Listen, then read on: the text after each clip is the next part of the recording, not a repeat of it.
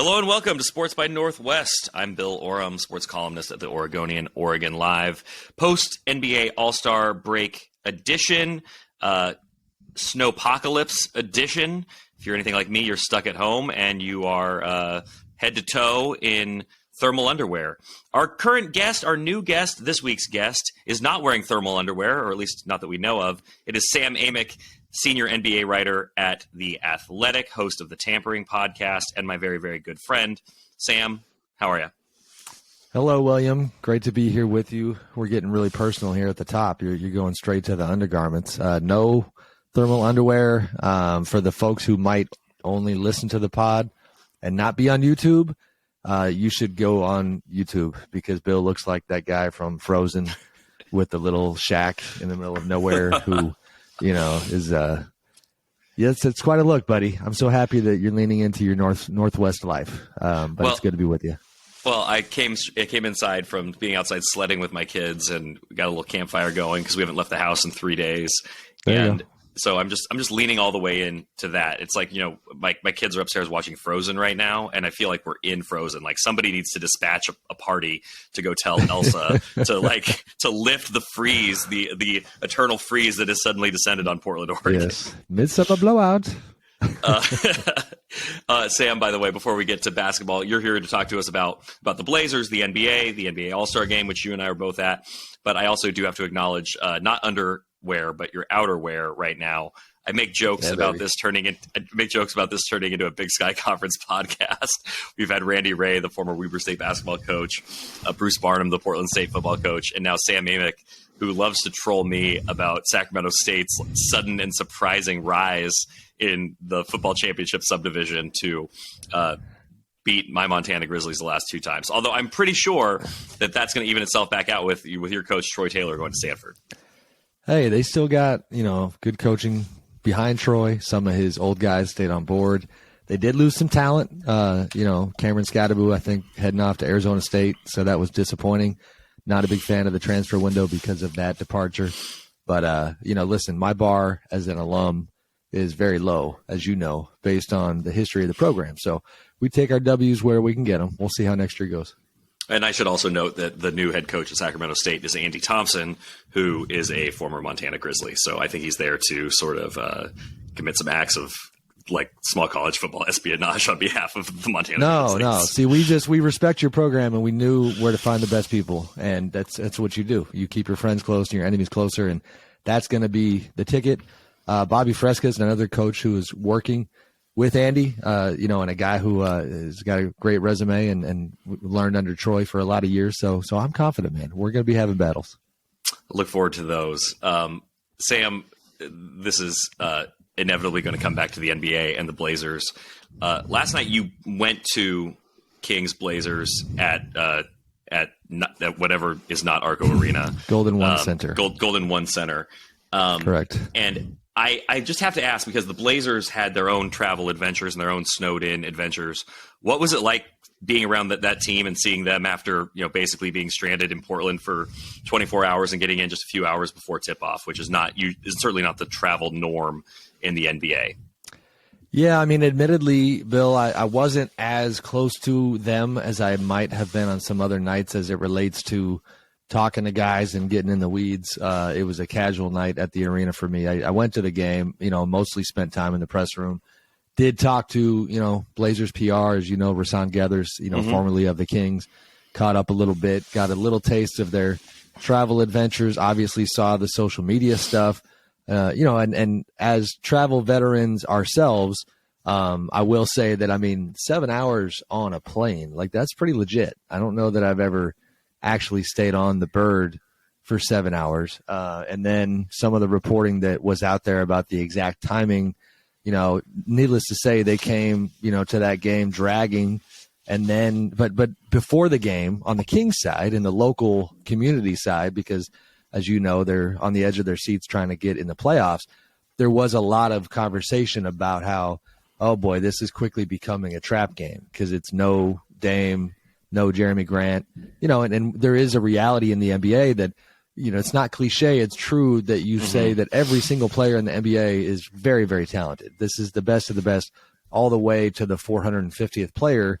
The point being that, on nights like last night where guys that typically don't get to play know that they're going to have an open runway, pun intended, because I'm with the pun master, then you got to be careful. And so the Kings go down, I think 19-4. People are panicking in the press room, like, oh, the playoffs are going to fall apart, and they find their way. But the mood, listen, I'm sure they were tired, but they got a bunch of young guys on that team too. So I'm curious, Sam, like big picture with the Blazers, they're kind of right on that cusp of being in the mix for the play-in. They started the season really hot. They looked like a playoff team early on, but they were also benefiting from a lot of good fortune, right? Game winners on the road and things like that to kind of boost that record. And they've kind of regressed toward the mean, which is, closer to 500. Do you view this team, there are teams where it's like getting in the play-in is a real step forward. And then there are teams where, there's really no incentive to get to the play-in. The Blazers have an interesting situation with draft picks, which we can lay out. But I'm just curious, as you look at the Blazers and you think about their kind of needle, how badly do you think they either do or should want to get in that play-in with all the factors kind of around them at this point? I feel like the negative Nancy right at the top here, as far as how I see their station in the league right now. I don't see the meaningfulness of getting in for them. And that, in a roundabout way, that is my attempt to show Damian respect more than anybody else, is considering what he's accomplished, considering where they've been in the past. And really, because they just played the Kings, it's a pretty interesting contrast. It is one thing when a franchise has not been to the playoffs since 2006. You can understand why that would be deemed a successful season to get into the playoffs. But the Blazers, they got to be shooting bigger, and not only because Dame is one of the best players in the league, but because he's not a young man. And I know he gets tired of hearing about that narrative, but I don't know what to say. It's just the truth. And so, yippee, we got in the play-in. Yippee, we even got in the playoffs. I mean, sure, it's good for the Shaedon Sharpes of the world and Simons and guys who needed some of that experience. There is value to that. So it would be better than missing out.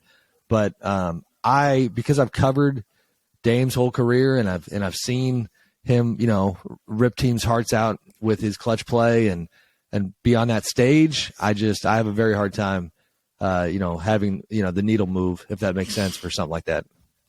So when we get into things like draft pick impact, the Blazers owe their first round pick to Chicago if they do make the playoffs, which is a pick they actually want to convey, given kind of their stated intention to go big and to kind of push all their chips in, as Joe Cronin, their general manager, has said, to go get, high end talent next to Damian Lillard. They need to be able to trade future draft picks. That's what moves the needle in the NBA. And because of the protections on that Bulls pick, they can't trade futures while that pick is sort of tied up. And so one way or another, I think that's going to get resolved one way or another. If they make the playoffs, they trade that pick to Chicago, they have the pick that they got from the Knicks, and then they can go back to operating starting July 1st.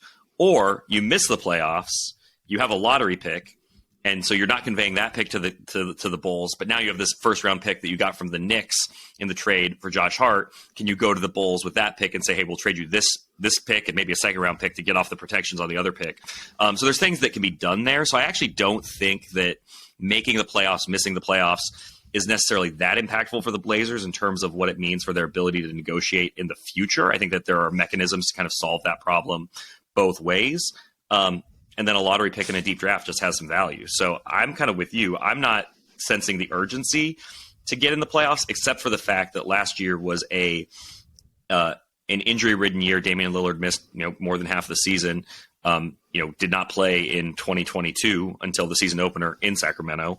So for him, there's kind of a spinning of the wheels, I guess, for a second straight year, which leads me to the next piece of this. We talk, and you said Dame gets tired of the narrative, but we talk about this all the time. And if we're not talking about it, other people are talking about it. Is Dame happy?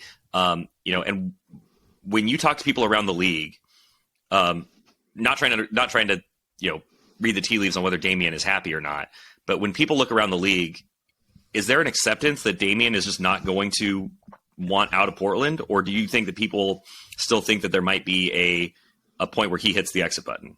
Because that conversation isn't going away. No, it's not. It's not. And I mean, never say never would be my short answer. And I've said this before too, as far as trying to at least pay attention to whatever breadcrumbs might be out there in terms of how he thinks.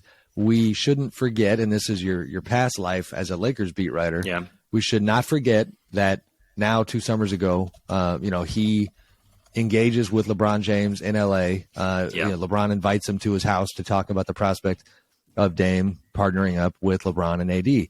Now, just because you have a cup of coffee with somebody doesn't mean you're ready to get married, but he did take that meeting, so to speak. And I've always found that at least a little bit illuminating about where his head was at least at that time.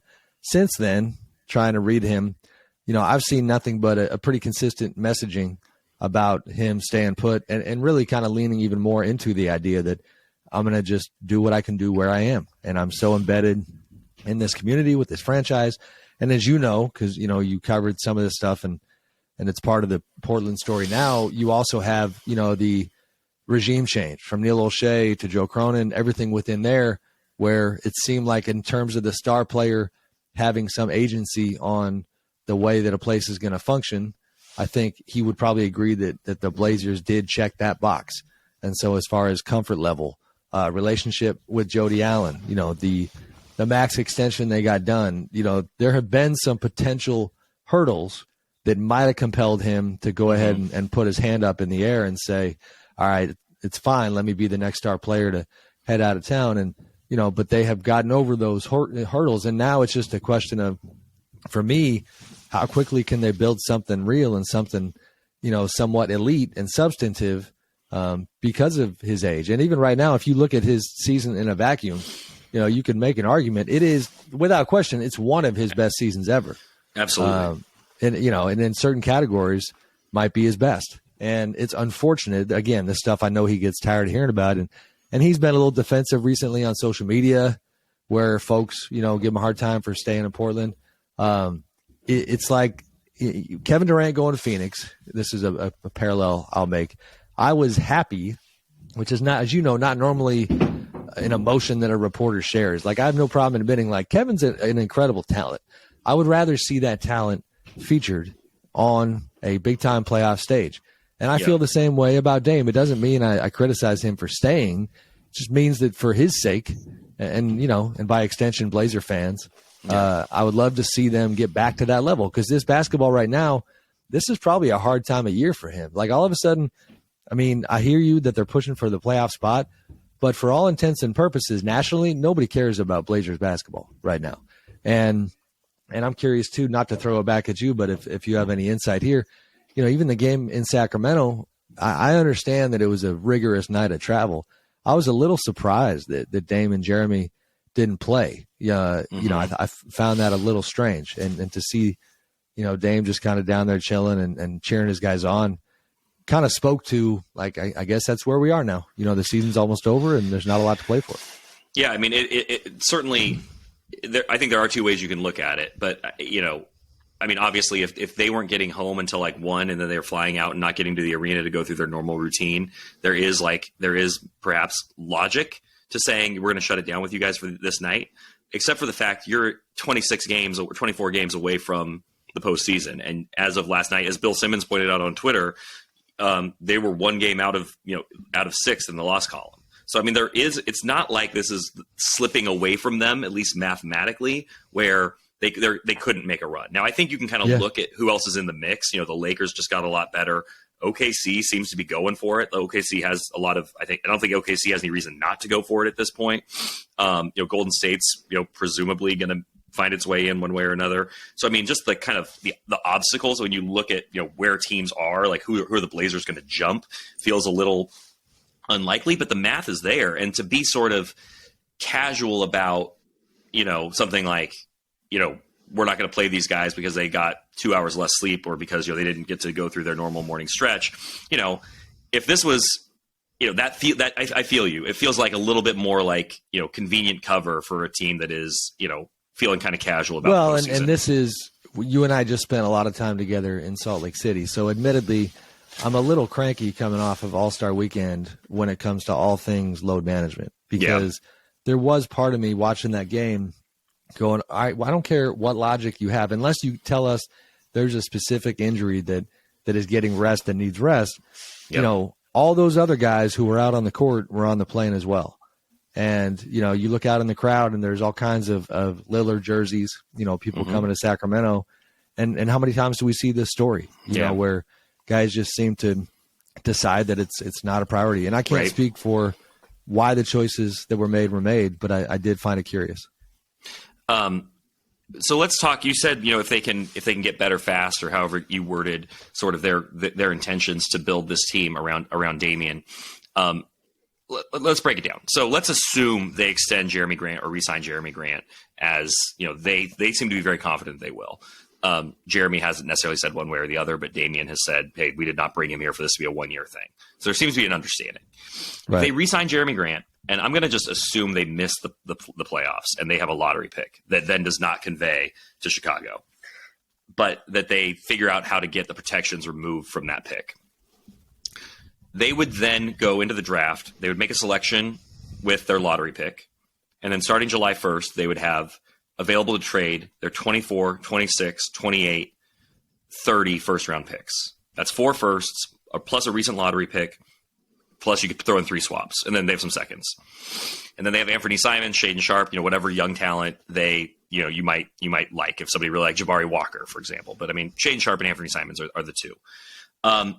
Does that package hit you as enough to be playing in the deep end of the pool with the big boys? When you look at like the deal that just got done for Kevin Durant was 5 firsts, but also was Mikal Bridges, who's a borderline all-star, and Cam Johnson, who has, you know, a ton of upside.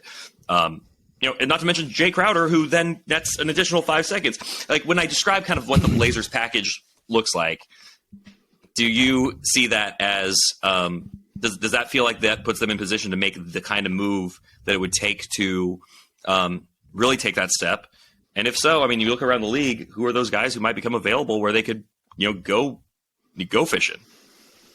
Yeah, I mean, it's not bad. You know what I mean? It's not Kevin Durant type of package. But to lay it out the way you did, I think that's very legitimate, and that's kind of a second tier package. And I'm really only talking about I mean, come on, Kevin is in that discussion for best player in the league. And even despite his age and his health history, he's been a beast, you know, recently, to the point where teams have just, like, his value is back to the peak again. So that's why that was reflected in the Suns package. Top of my head, the types of players that we're talking about, you alluded earlier to the Chicago situation. You know, Zach LaVine, DeMar DeRozan, you know, those are 2 guys that teams are absolutely looking at. Now, you know, what I find interesting about that situation, because as you and I both know, like, you always have this agency influence within the NBA, you know, Dame being represented by Aaron Goodwin and Goodwin Sports. DeMar is a Goodwin client, you know, and I'm not connecting any more dots other than that, but that's worth noting. Zach LaVine is a Clutch client, Rich Paul, you know, and Zach is the one, you know, I think to a lesser degree DeMar, where people have just been assuming, like, it's not going to be that long until they want to do something different. Now, I don't think Patrick Beverley is going to be the X factor out there to turn things around. How dare you? So, you know, I mean, if you want to throw a couple other names in the hat, I'm willing to kind of analyze those too. But, you know, those guys come to mind. I think Zach, you know, I mean, I think that gets you in the conversation for Zach, especially because he is, to some degree, I think, a distressed asset. And I hate talking about human beings that way, but in negotiating terms, if we got to that point and that's, you know, who they were going after, and nothing changes with this Bulls kind of landscape, then I could see that for sure getting you in the conversation.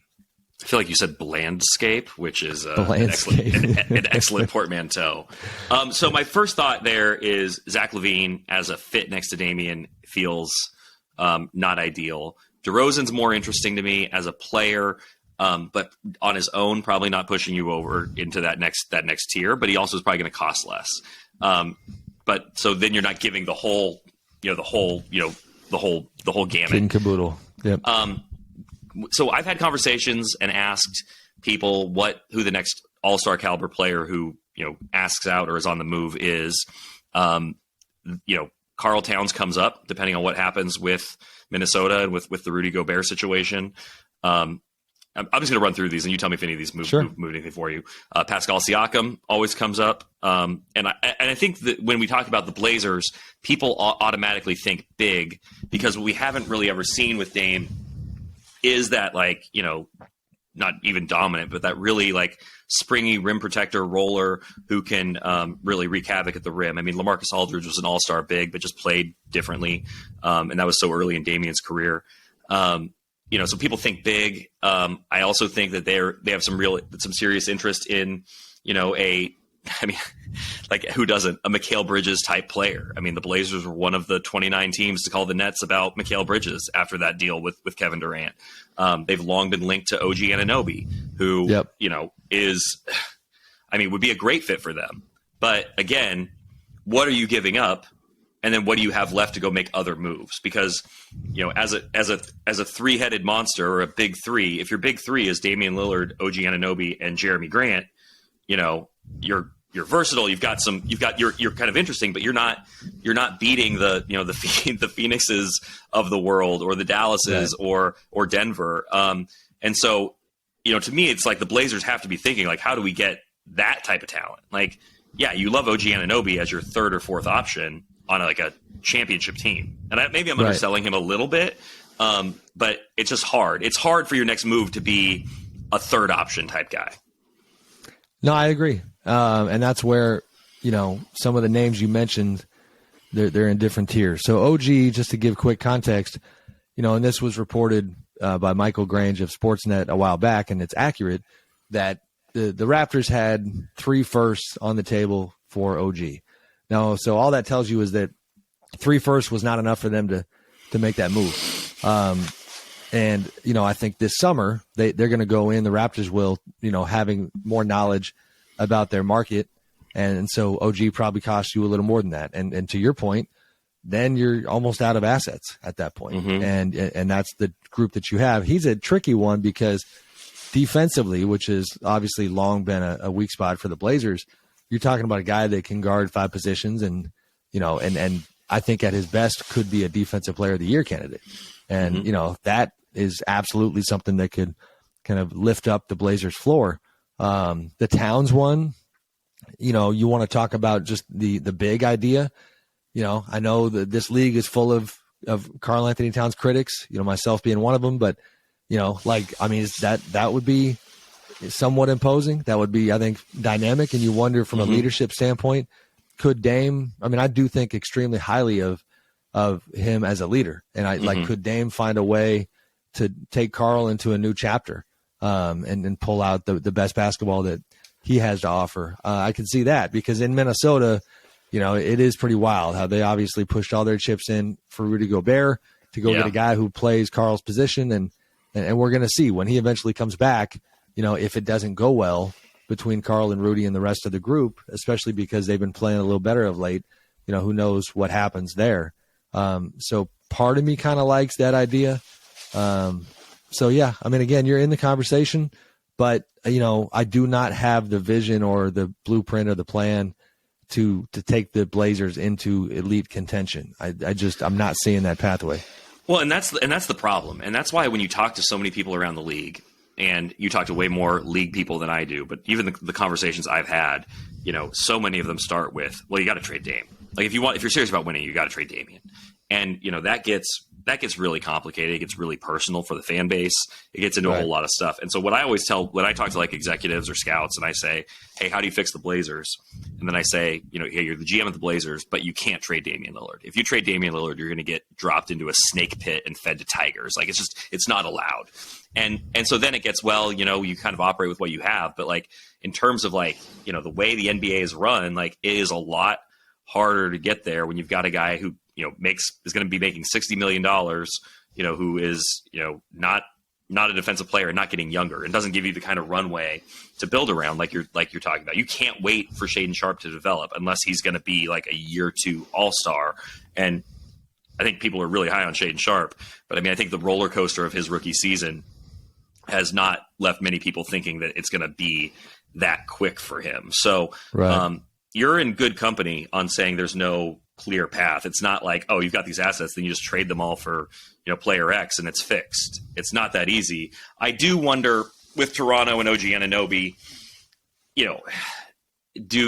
how do they view Anthony Simons? What does Anthony Simons do for them relative to 3 first-round picks? Could you trade Anthony Simons and 2 first-round picks? Do they view him highly enough? And, I think the Blazers view Anthony Simons really highly. I know they do. And I've, had conversations where they talk about him as a future all-star player. And you talk to other people and they're like, yeah, he's a 6th man on a really good team. And so it's like, if you're valuing your guy, that highly and other teams aren't seeing him like that, you're going to have a hard time making a move that you feel good about. Although, and this is not about Anthony Simons. One thing Joe Cronin said after the trade deadline, which I do want to talk to you about, I thought was really interesting and really telling about his strategy, because I think he was feeling some of the heat that the Blazers hadn't gotten more done at the trade deadline. And I thought he came out really aggressive in his press conference. And one of the things he said, in addition to nobody wants this for Damian more than us, nobody wants to win with Damian more than us, we are not leaving any stone unturned sort of things. But he said, we will push our chips in. And when we do, some people might think that we made a bad deal or that we gave up too much. But that's how aggressive we're willing to be to make this happen for Damian. But then in that same conversation, he said they had an offer, they had a deal on the table that they decided not to go through with because it cost too much. So, I mean, not the right player, and that's okay. But, but the idea that, like, they are willing to overpay and even, obviously overpay to get the right player, whoever that is really interesting. It will be an interesting sort of it's sort of an interesting barometer to hold on to for when the time does come, and we can look at that and say, is that what he was talking about? Did he do what he said that they were perhaps going to do? It will be really interesting. For sure. And as you know, though, part of that to me, as far as Joe's messaging is, and this is what executives have to do, is the last thing you can afford to have happen is for your franchise centerpiece player to think that you're not willing to be aggressive, not willing to put your chips in, and that maybe you're trying to, be protective of future assets. And you can probably already guess where my mind's going. It's very LeBron-esque with the Lakers. Rob Pelinka at the beginning of the year, media day, he just wastes no time publicly stating that we will put those 2 first-rounders on the table, 2027, 2029, if it means we can, have a team around LeBron that can contend for a title. So Joe is managing those politics. And then, like you said, you can't really judge his statement until you know who the player is. Right. I do wonder, like you made a really valid point, because the Raptors have become like this headquarters of, seemingly gettable players, even though they're not to this point, and really good players. Like, it would be helpful to know how they saw some of the Blazers' talent. And if you just talk about fit, we analyzed the Towns thing a little bit. For my money, I probably would go with the Siakam pairing. I think that Pascal with Dame and Jeremy, it's not, this is not the Heatles. You're not, reenacting LeBron and D-Wade and Chris Bosh by any means. But, like, Pascal is incredibly dynamic and is having the best year of his career right now. I think fit-wise, he would be a great fit with Dame. And Jeremy is dynamic and only getting better. Then it would become a case of, like, can you form, not to be so Lakers-centric, I think every time I see your face, I just think Lakers, but like 2020 bubble Lakers champions, right?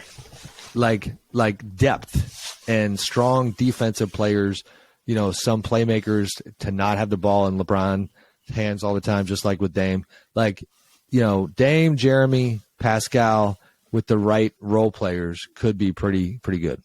And then you have to wonder if, the guys they got at the trade deadline could eventually be could be those guys. I mean, Matisse Thybulle, is a, second team All NBA player, one of the best perimeter defenders in the league. Cam Reddish is sort of either a diamond in the rough or a lump of coal. We don't really know.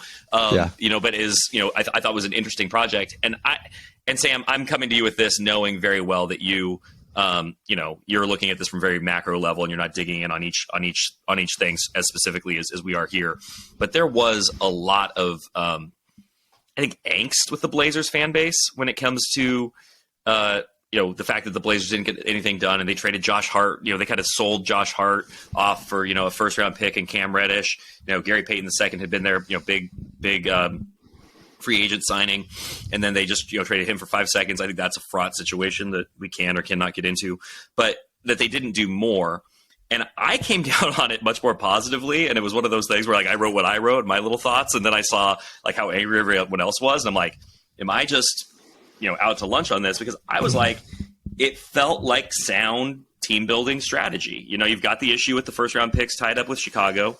You have Josh Hart was probably going to leave as a free agent. You get an asset for him. You get a pick, and you get a player who you can develop and see if you want to re-sign as a restricted free agent.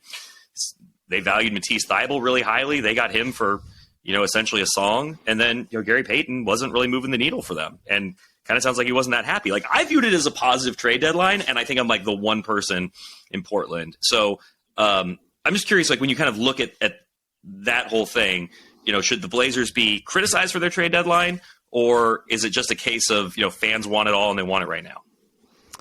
Yeah, I think it's the latter. And in an attempt to make them feel a little bit better, would remind people, and I'm stealing this insight from a GM who I talked to recently, which is the general idea that, work that gets done at the trade deadline, for one, it very rarely takes a team that is good into contender status. There's only been a couple trades where that happened. But even more broadly speaking, from a processes standpoint, which I've always hated the way people pronounce that, but you know what I mean?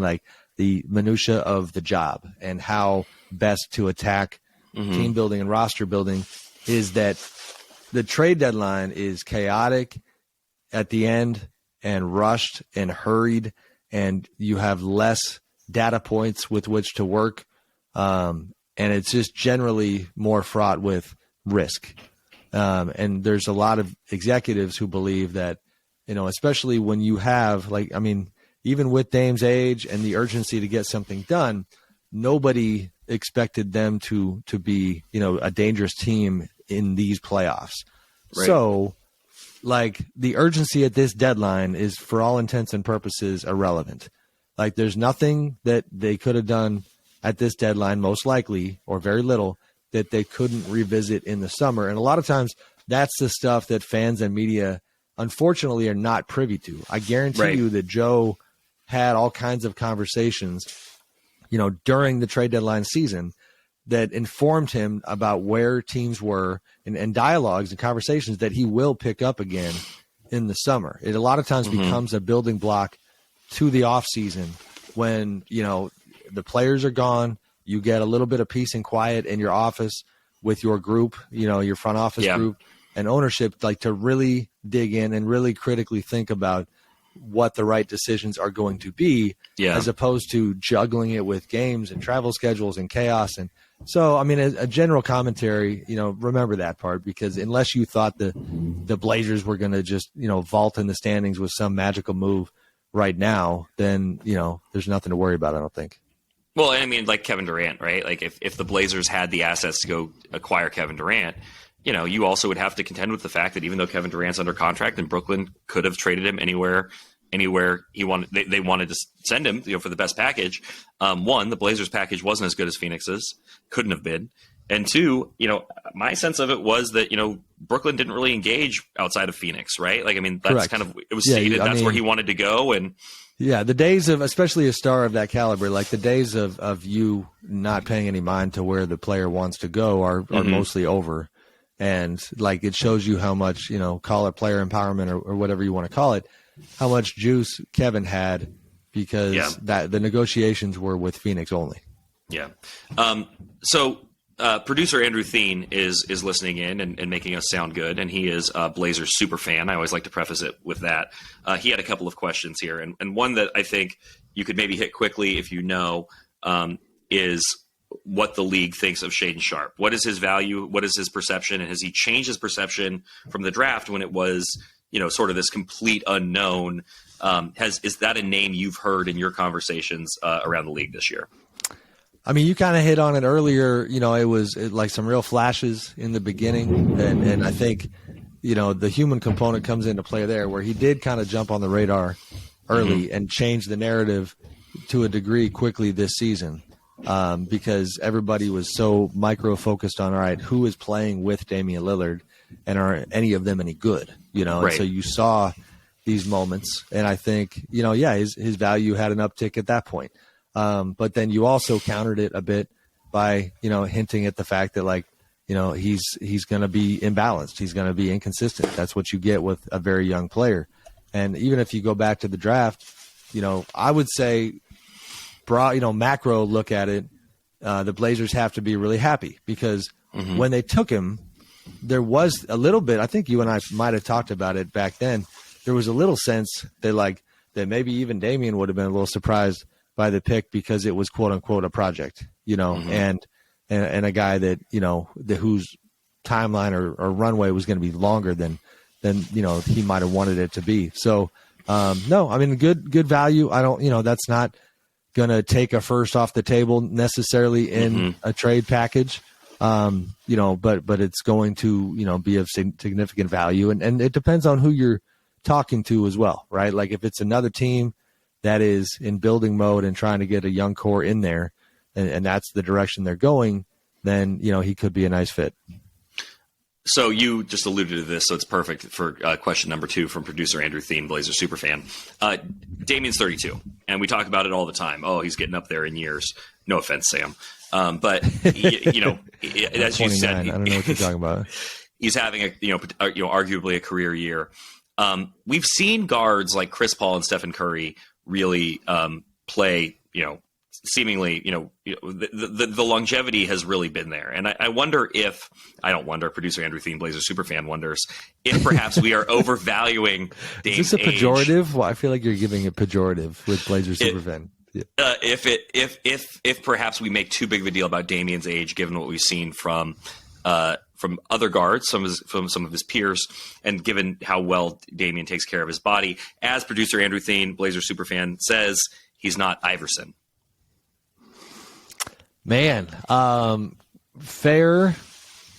I mean, he's coming off a very serious injury that we cannot fairly and justly, assign to age. But, that has to be said.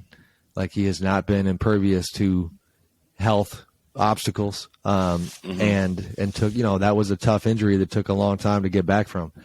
He'll be 33 in the summertime, and I'm a little torn on this because, you see Chris Paul lead the Suns to the finals 2 years ago and absolutely just drinking from the fountain of youth, and you feel like maybe we are wrong with some of these narratives, and then you see Chris fall off and really struggle earlier this season, and you say, we are right. See, age really does matter. And then he flips it around, and he's playing a little pretty, so listen, Dame could be an elite player. I don't know what age you want to put on it. Like, he could do the LeBron thing. I mean, if LeBron's out there doing it, Dame works incredibly hard. I know that for a fact. So it's not, it's not urgency level wise the type of thing where you got a 2-year window here necessarily. But, this is what comes into play for all these guys. Look at James Harden. He's going to be, I think he's 34 now, and he's going to be a free agent this summer. A team like Philly's got to look at him like, all right, 34 plus 5-year contract. Do we want to be paying 39-year-old James Harden $60-something million? Like that's, and the Blazers are already, they're pot committed when it comes to Dame, and they've shown their willingness to do that. But that's a really long-winded way of saying, like, I hear you, but age does matter, and he's on the wrong side of 30. Sam, you've been covering the NBA for nearly 20 years. You started off as a beat writer for the Sacramento Kings, for the Sacramento Bee. Your career has wended through some of the most prominent national outlets we have in the media landscape, bringing you to your status as a senior NBA insider with The Athletic, my former colleague at The Athletic.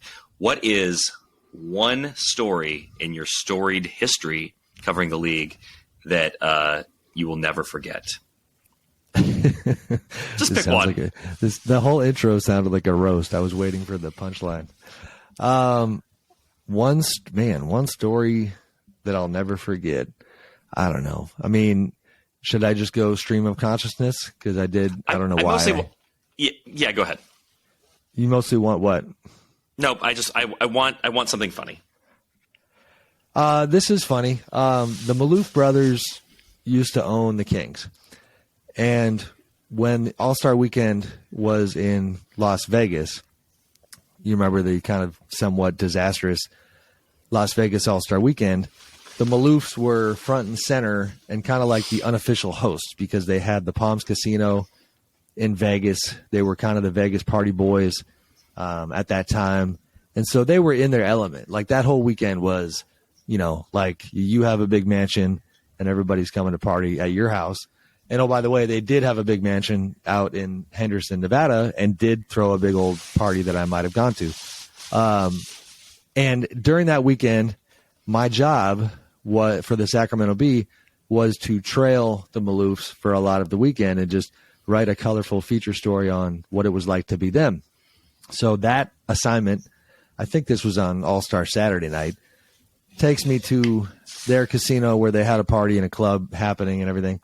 And I'm a guy who grew up in the San Francisco Bay Area, was a huge baseball fan, San Francisco Giants fan. So when I look up in one of the VIP booths and I see Barry Bonds hanging out, that's kind of neat. That's kind of cool.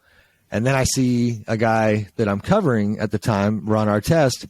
Now, that's, as you know, that's a little cringy because I don't like socializing with guys I cover. That's journalism 101. You try to keep things a little separate. But I'm like, all right, I'm here on an assignment. But the kicker and the memory that you made spark and come to mind for some reason was that in that VIP club and music and booze and women and the whole nine and the Maloof Brothers, I look out on the dance floor and Ron Artest is kind of boogieing down a little bit, and the one and only Jim Gray, just not a person that I expected to see, was on the dance floor showing off his best Jim Gray moves, and in fact he had taken Ron had some sort of like massive gold chain on him, like really, really, really almost comically big, like you went and got it at Walgreens as a spoof gift or something, like for Halloween, like this massively big gold chain. And Jim says to Ron, something along the lines of like, all right, let me try that thing on. And Ron like kind of bestows this massive gold chain and puts it on Jim, who proceeds to just keep boogieing down with a whole lot of gold hanging from his neck. And I'm just kind of sitting there going, man, this job is something. Like, what am I doing here? So there's been a lot of that, but that was kind of a random one. Well, cool. Well, Sam, we could Jim Gray of the Decision fame. We Yes. could probably spend an entire episode of Sports by Northwest, presented by the Oregonian and Oregon Live, on your career and stories from life covering the Kings and on the road, and your memories of Blazers teams gone by. But I say we save those for next time. We reconvene in the summer when we have a better sense of what Joe Cronin pushing his chips all in looks like. And until then, I'd like to thank you for coming on Sports by Northwest. Thanks, buddy. Of course. Thanks for having me.